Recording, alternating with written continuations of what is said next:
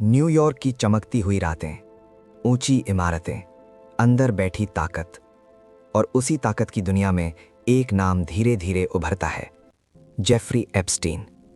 कोई बड़ी डिग्री नहीं, कोई खुला बिजनेस साम्राज्य नहीं, लेकिन अरबपतियों से दोस्ती, राष्ट्रपतियों से मुलाकात, रॉयल परिवार के सदस्यों से संबंध। सवाल ये नहीं था कि वो किससे मिलता था, सवाल ये था वो करता क्या था। एप्स्टीन का जन्म 1953 में न्यूयॉर्क में हुआ। मिडिल क्लास परिवार, कॉलेज पूरा नहीं किया, लेकिन कुछ ही सालों में वो एक प्रतिष्ठित स्कूल में पढ़ाने लगा। वहीं से उसकी पहचान अमीर परिवारों से बनी। यहीं से उसका रास्ता बदल गया। फाइनेंस की दुनिया में प्रवेश, high net worth clients, secretive meetings. उसने खुद को financial adviser to the ultra rich के रूप में पेश किया, लेकिन उसके बिजनेस मॉडल की पारदर्शिता कभी साफ नहीं रही। 1990 के दशक तक वो एलीट सर्कल का हिस्सा बन चुका था। उसके संपर्कों में जिन बड़े नामों का जिक्र सार्वजनिक रिकॉर्ड में हुआ, उनमें शामिल थे Bill Clinton, Donald Trump, Prince Andrew, Bill Gates, Alan Dershowitz, Leslie Wexner, Leon Black. इनमें से सभी पर आपराधिक दोष सिद्ध नहीं हुआ। कुछ ने संबंध से इनकार किया, कुछ ने कहा संपर्क सिर्फ सामाजिक या पेशेवर था, लेकिन नेटवर्क मौजूद था। फिर आया 2005। फ्लोरिडा में एक शिकायत दर्ज होती है। एक नाबालिग लड़की आरोप लगाती है कि उसे पैसे देकर बुलाया गया। जांच शुरू होती है। धीरे धीरे कई और पीड़ित सामने आते हैं। गवाही में पैटर्न सामने आता है। मसाज के नाम पर बुलाना, फिर सीमा पार करना। स्थानीय पुलिस केस मजबूत बना रही थी, लेकिन 2008 में अचानक एक नॉन प्रोसिक्यूशन एग्रीमेंट सामने आता है। ये एक गुप्त समझौता था। फेडरल केस लगभग बंद, राज्य स्तर का हल्का आरोप स्वीकार, सिर्फ 13 महीने की जेल, वर्क रिलीज की सुविधा, दिन में बाहर, रात में जेल। पीड़ितों को पूरी जानकारी नहीं दी गई। यहीं से सिस्टम पर भरोसा हिलता है। क्या कानून सभी के लिए बराबर है? साल बीतते हैं, मीडिया शांत, लेकिन इंटरनेट नहीं। इन्वेस्टिगेटिव पत्रकार फाइलें खंगालते हैं, पुराने दस्तावेज दोबारा पढ़े जाते हैं। 2019 में मामला फिर खुलता है। न्यूयॉर्क के फेडरल अभियोजक केस दर्ज करते हैं। आरोप सेक्स ट्रैफिकिंग ऑफ माइनर्स। इस बार जमानत नहीं मिलती।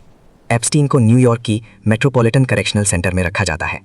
अब दुनिया को लगता है सच सामने आएगा, लेकिन 10 अगस्त 2019 सुबह खबर आती है, एप्स्टीन मृत पाया गया। आधिकारिक निष्कर्ष आत्महत्या। लेकिन कई सवाल उठते हैं। कैमरे क्यों काम नहीं कर रहे थे? गार्ड्स ने निगरानी क्यों नहीं की? पहले आत्महत्या प्रयास की रिपोर्ट क्यों आई थी? जस्टिस डिपार्टमेंट जांच करता है। मेडिकल एग्जामिनर आत्महत्या ही बताता है, लेकिन जनता का भरोसा टूट चुका था। अब ट्रायल कभी नहीं होगा। पूरी गवाही अदालत में नहीं आएगी। क्रॉस एग्जामिनेशन नहीं होगा। एक बड़ा अध्याय बिना खुले ही बंद हो गया। लेकिन कहानी यहीं खत्म नहीं होती। एप्स्टीन की करीबी सहयोगी गिस्लीन मैक्सवेल। अभियोजन पक्ष कहता है कि वो भर्ती और नेटवर्क संचालन में मदद करती थी। 2021 में उसका ट्रायल शुरू होता है। गवाहियां, सवाल जवाब, कठोर जिर्रा। आखिरकार जूरी फैसला देती है, दोषी। उसे 20 साल की सजा मिलती है। ये इस केस का सबसे स्पष्ट कानूनी परिणाम है। अब आते हैं एप्स्टीन फाइल्स पर। इनमें क्या है? फ्लाइट लॉग, संपर्क सूची, ईमेल, गवाही, सील्ड दस्तावेज। 2023-24 में कुछ दस्तावेज सार्वजनिक किए गए।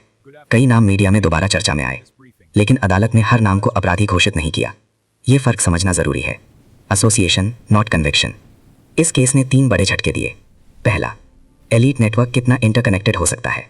दूसरा, जस्टिस सिस्टम में लूप होल्स कितने खतरनाक हो सकते हैं। तीसरा, पब्लिक ट्रस्ट कितनी जल्दी टूट सकता है। डार्क एंगल क्या है? एक हाई प्रोफाइल आरोपी ट्रायल से पहले हाई सिक्योरिटी जेल में मर जाता है। न्यूट्रल लीगल एंगल क्या है? सरकारी जांच आत्महत्या निष्कर्ष देती है। मैक्सवेल दोषी ठहराई जाती है। कई सिविल सेटलमेंट्स होते हैं। पावर एक्सपोजर एंगल क्या है? एक ऐसा आदमी जो साफ बिजनेस नहीं दिखाता, लेकिन दुनिया के सबसे ताकतवर लोगों के साथ तस्वीरों में है, और जब वो मरता है तो उसके साथ कई जवाब भी दफन हो जाते हैं। सबसे महत्वपूर्ण हिस्सा क्या है? पीड़ित, उनकी गवाही, उनका ट्रॉमा, उनका न्याय का इंतजार। ये कोई इंटरनेट मीम नहीं था, ये उनकी जिंदगी थी। आज भी सवाल जिंदा है, क्या वो अकेला था या एक बड़े तंत्र का हिस्सा? कानूनी रिकॉर्ड सीमित जवाब देता है। इंटरनेट अनगिनत कहानियां बनाता है, लेकिन एक सच्चाई साफ है, जब पैसा, ताकत और गोपनीयता एक ही जगह मिलते हैं, तो सच तक पहुंचना बेहद कठिन हो जाता है।